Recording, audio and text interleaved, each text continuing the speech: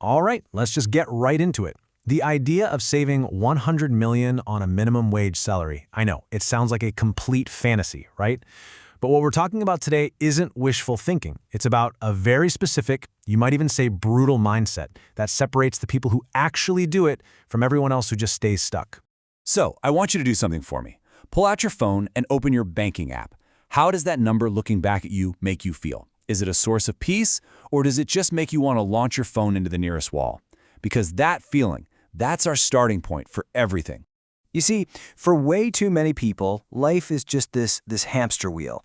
Paycheck comes in and boom, it's immediately gone. Paying off debts, paying bills, you're broke by the middle of the month, and then you find yourself borrowing money just to survive until the next payday. It is a financial hell cycle.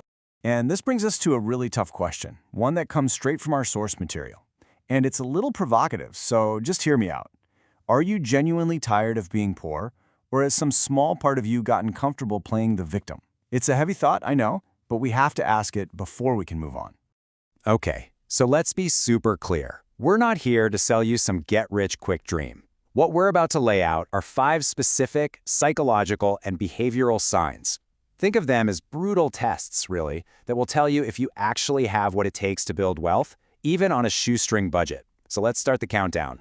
We're counting down from 5. And we're starting with the one that trips up almost everyone. Sign number 5, the ability to find genuine joy in missing out. You know, social media is constantly selling us this FOMO lifestyle, the fear of missing out. It's all about healing at trendy cafes, buying things just to get likes and social validation. But the real path to wealth is JOMO, the joy of missing out. It's that quiet satisfaction you get from staying home, eating simple, and watching your bank account get bigger while everyone else is spending money they don't have to keep up appearances. And this quote just nails it. A boring life, a life that's free from the constant drama of trying to be seen, is a profitable life. Your financial foundation, it's built in silence, not on a public social media feed. Coming in at number 4 is a very, very specific trait. It's developing an almost physical allergy to hidden fees and all those tiny, unnecessary costs. The source material has a great name for this. It calls it the paycheck bodo, or the stupid tax. And you know exactly what this is. It's all those little charges you pay just because you're lazy or you don't want to seem cheap. You know, the bank transfer fees, the wallet top-up costs, even paying for sketchy parking just to save a few steps. And it always starts with a number that seems totally harmless, something like 10,000 rupees a day. It's so easy to think, oh, it's just pocket change. Who cares? But that is exactly the trap. Because when you actually do the math, the real cost is, well, it's horrifying. That tiny little daily leak adds up to over $3.6 million a year. For some people, that's almost an entire month's salary that has just vanished into thin air, all for the sake of a little convenience. So, here's the point.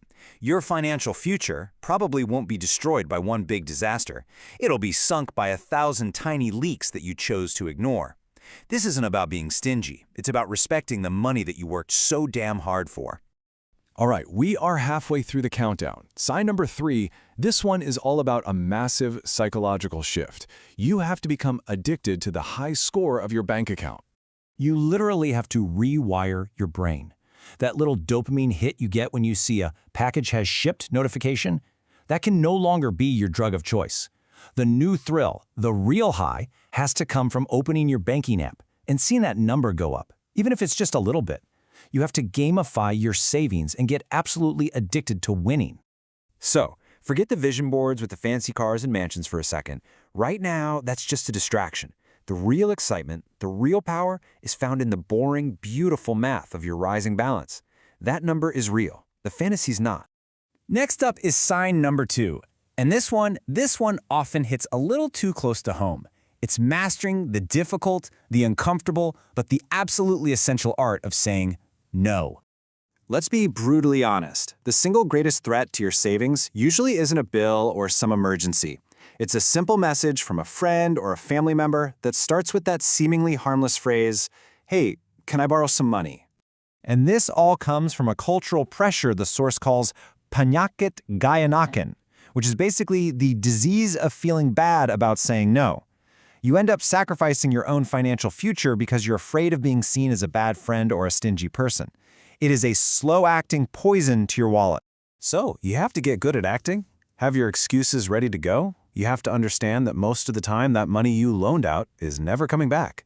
And here's the crucial part. You must prioritize your future stability over someone else's temporary convenience, and definitely over their opinion of you. And now, we have arrived at the final and most important point, sign number 1. This isn't just a trait, this is the core strategy that makes everything else we've talked about possible. This is the lost money strategy. Here's exactly how it works. The instant your salary hits your account, before you do anything else, you move a significant portion, I'm talking 30, maybe even 40%, to a separate account, an account that is a pain to access. No mobile banking, break the ATM card if you have to, and then you force your brain to believe that money is just gone, and you have to survive on what's left. See, this flips the entire script. Most people try to save whatever's left over after they're done spending. And what's the fatal flaw? There's never anything left. The wealthy mindset is to spend what's left over after you're done saving. It's a simple change in order, but it changes absolutely everything. And this is maybe the most powerful analogy from the source. You have to think about that savings account like an ex who is now happily married. You know they exist. You know they're out there. But it is absolutely forbidden for you to go near them, period. Because ultimately, reaching that 100 million mark, it's not even about the money. It's about the person you have to become to achieve it. The discipline, the resilience, the mental fortitude, that is the real prize. You are forging a character of steel. So there they are, the 5 brutal parameters for financial success, even on a minimum wage. The roadmap is right in front of you. The only question left is, are you ready to start building?